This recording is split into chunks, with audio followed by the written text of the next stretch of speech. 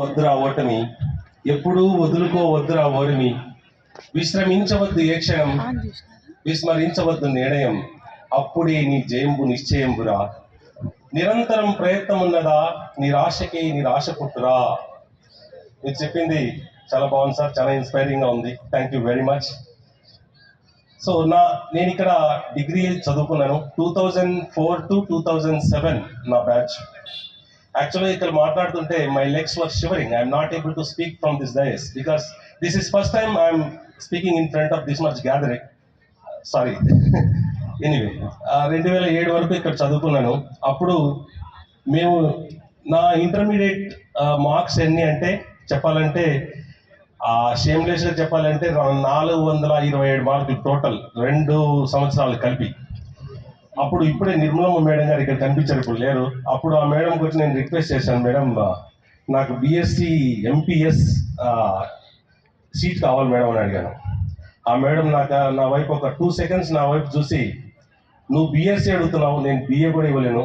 If I give you a seat in this college, PLN Reddy sir will throw me out of this college. That is what the statement she has given on that day. So మళ్ళీ నేను ఏదో కాళ్ళ వెళ్ళబడి మొత్తానికి seat సంపాదించాను.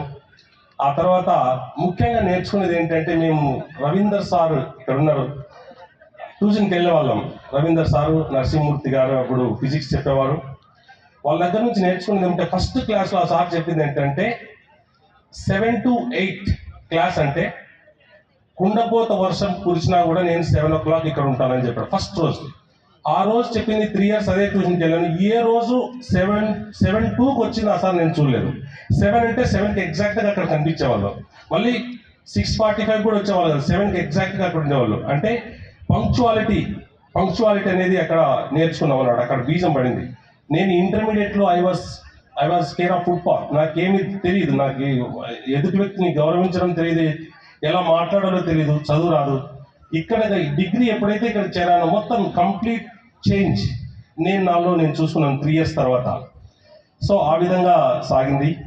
చాలా బాగా చదువుకున్నామని గర్వంగా చెప్పగలను. 3 years నాకు ఇంటర్మీడియట్లో నాకు 40% 45% వచ్చిన నాకు డిగ్రీ అయిపోయిన తర్వాత 70% ఫస్ట్ క్లాస్లో పాస్ అయ్యాను. That is my improvement from intermediate to degree. So ఆ విధంగా అక్కడ చదువుకోగలిగాం. అందుకే ప్రతి ఒక్కరికి ఒక గోల్ ఉండాలంటారు. గోల్ అంటే లక్ష్యం.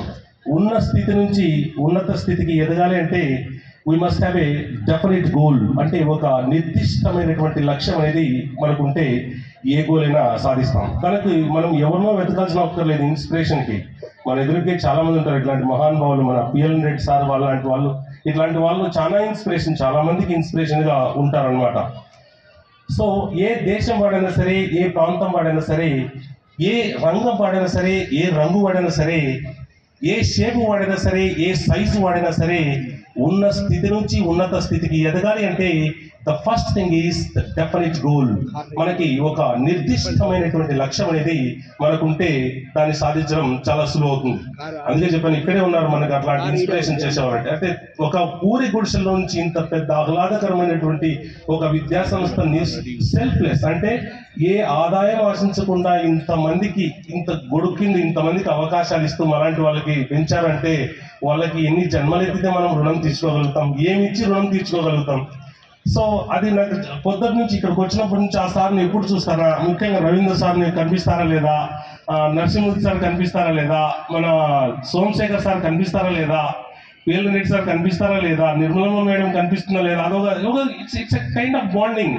అంటే చిన్నప్పుడు వాళ్ళ ఒక ఉపాధ్యాయుడి మీద ఒక విద్యార్థికి అంత అఫెక్షన్, ఇన్స్పిరేషన్ అంత బలంగా ఉంటుందన్నమాట వాళ్ళ. అందుకే ఉపాధ్యాయులు ఎట్లా నడుచుకుంటే స్టూడెంట్స్ ఆటోమేటిక్గా ఇప్పుడు తెలుస్తుంది. అది అక్కడ పంక్చువాలిటీ కానీ, టైమింగ్ కానీ, అది ఒక క్లాస్కే పరిమితం కాదు, మనకు వచ్చి ముందుకు జరిగే నిత్య జీవితంలో చాలా ఉపయోగపడుతుంది. అది అవకాశాలు చాలా వరకు చేజారకుండా ఉంటాయి మనం అలా ఉంటే. దానికి నేను మీ దగ్గర నుంచి, ఈ ఉపాధ్యాయుల దగ్గర నుంచి అది నేర్చుకున్నాను. సో దానికి చాలా గర్వపడుతున్నాను ఈరోజు ఇంతమంది ముందు చెప్పడానికి. సో ఆ విధంగా మనకి సెల్ఫ్లెస్, అందుకే సెల్ఫ్లెస్ సేవ అంటే ఏ నిస్వార్థమైనటువంటి సేవ. అందుకే వివేకానందుడు అంటాడు, నాకు వందలు లక్షల సంఖ్యలో కాదు, నిస్వార్థమైనటువంటి 10 మంది యువతను నాకు ఇస్తే నేను ఈ దేశాన్ని నా బొటన వేల మీద లేపుతానంటాడు ఆయన. అంటే అంటే నిస్వార్థంగా నువ్వు ఏదైనా ఒక మంచి పని తలపెడితే నీ వెనుక వచ్చే సైన్యం ఎంతో ఉంటుంది. దానికి ఇదే కదా నిదర్శనం. ఒక పూరిగుడిస్ నుంచి ఇంత పెద్ద విద్యాలయం, ఇంత పెద్ద సంస్థ నెలకొల్పారంటే ఒక రథసారథిగా ఆయన ఎంత కష్టపడి ఉంటారో, ఆయన వెనక ఎంతమంది సేవకులు ఉంటారో దానికి తార్కాణంగా ఇది కనిపిస్తుంది అనమాట. అందుకే అంటారు, నీడలాగా నీ వెంట వచ్చేదే నిత్యమైన కీర్తి, మృత్యు బాహువులకు అందలేనిదే నిత్యమైన కీర్తి, మృత్యు ఊబిలో విపుకొచ్చేదే సత్యమైన కీర్తి, చిచ్చు అంచుపై నడిచొచ్చేదే మచ్చలేని కీర్తి అంటారు. అలాంటి కీర్తి ఇలాంటి మహానుభావులకు దక్కుతుంది, ఇంకా ఎంతో మంది దక్కుతుంది.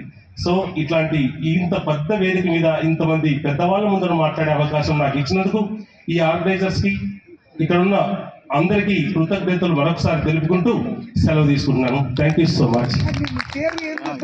నా పేరు వరప్రసాద్ రెడ్డి. నేను ప్రస్తుతం సాఫ్ట్వేర్ ఇంజనీర్ గా పనిచేస్తున్నాను, Hyderabad Genpact institute. Thank you sir, thank you so much.